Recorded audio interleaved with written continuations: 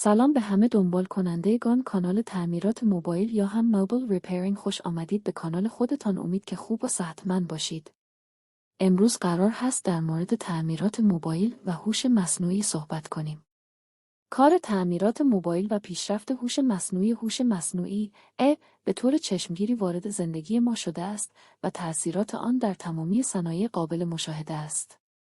یکی از صنایعی که تأثیر زیادی داشته است، صنعت تعمیرات موبایل است.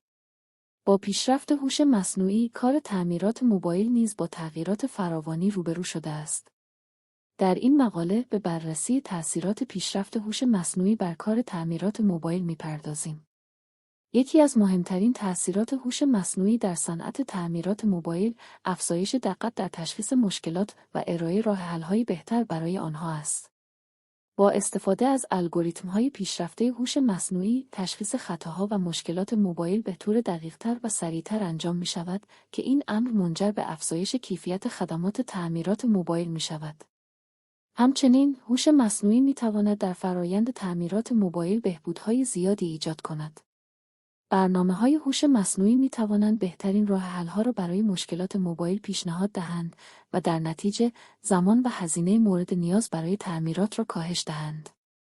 علاوه بر این، با توجه به پیشرفت هوش مصنوعی، کارگران تعمیرات موبایل می‌توانند از فناوری‌های پیشرفته‌تری برای انجام کارهای خود استفاده کنند. از جمله این فناوری‌ها می‌توان به ربات‌های خودکار، دستگاه‌های تشخیص و رفع خطا و ماشین‌های هوشمند اشاره کرد که به کاهش زمان و هزینه مورد نیاز برای تعمیرات موبایل کمک می‌کنند. در نتیجه، پیشرفت هوش مصنوعی به طور چشمگیری تأثیرات مثبتی بر صنعت تعمیرات موبایل داشته است. از جمله این تأثیرات می‌توان به افزایش دقت در تشخیص خطاها، بهبود کارایی و کاهش هزینه‌ها و استفاده از فناوری‌های پیشرفته اشاره کرد.